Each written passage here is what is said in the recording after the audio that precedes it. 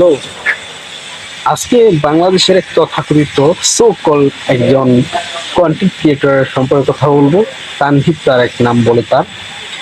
So এই বিষয় নিয়ে কিছু কথা বলবো, যিনি সুপারস্টার শাকিব খানের ভক্তদেরকে, সাকিবিয়ানদেরকে বলেছেন সাকিবিয়ান হবেন নাকি গালিবিয়ান হবেন সেটা ঠিক করেন। এই বিষয় নিয়ে কিছু কথা বলবো। সমস্ত ভিডিও ধরে আমার সাথে থাকার চেষ্টা করেন। তো ফ্রেন্ড, দেখুন, প্রথমেই বলে রাখছি, এই তানভীর তারেককে সম্ভবত জাগো এফএম যেই শো হয় ওইখানে তিনি একজন আরজে। তো তিনি মূলত সোশ্যাল মিডিয়াতে পরিচিত বিভিন্ন রকম টপিক, যেমন শাকিব খান, বুবলি, শাকিব খান, অপু বিশ্বাস, এই এক এক শো কল যেসব তারকা আছে তাদেরকে এখানে ইনভাইট করে এবং সেখানে বিভিন্ন রকম কথাবার্তা তিনি বলেন। সেটা নিয়ে আমাদের কোনো আফসোস নাই, কিন্তু আমি স্ক্রিনশটে দেখাচ্ছি যে তার কন্টেন্টের মধ্যে প্রায় 80% কন্টেন্ট শাকিব খানকে ঘিরে।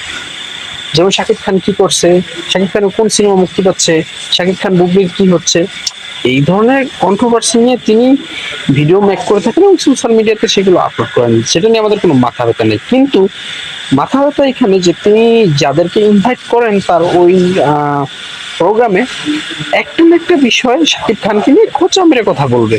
শাকিব খানের ভক্তরা ভালো না, শাকিব খানের ভক্তরা অশিক্ষিত।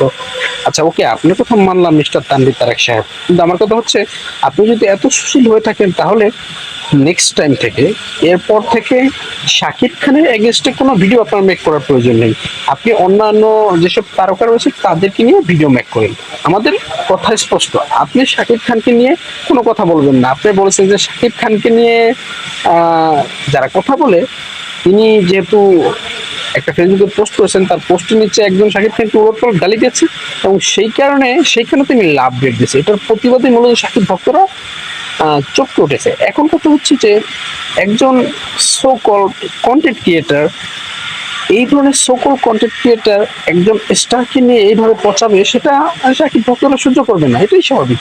তো সেই ক্ষেত্রে সাকিবিয়ানদেরকে অশিক্ষিত, সুশীল না তারা বিভিন্ন রকম কথা বলছে। তো আমার কথা হচ্ছে, মিস্টার তানভীর তারেক সাহেব, আপনি যদি এতই সুশীল হয়ে থাকেন তাহলে এত কুশীল মানুষকে নিয়ে কেন আপনি ভিডিও মেক করেন? আমার প্রথম প্রশ্ন আপনার কাছে।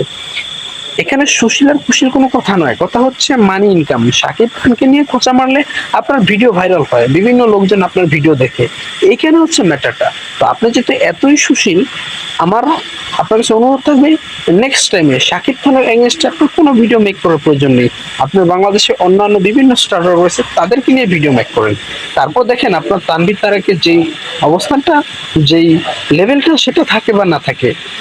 আপনি তো একটা হিসেব করতে গেলে শাকিব খানকে ইউজ করে আপনি টাকা ইনকাম করেন, আপনার পেট চলে, রুটি রোজগার করেন, আর সেই শাকিব খানের ভক্তদেরকে আপনি মূর্খ বলেন?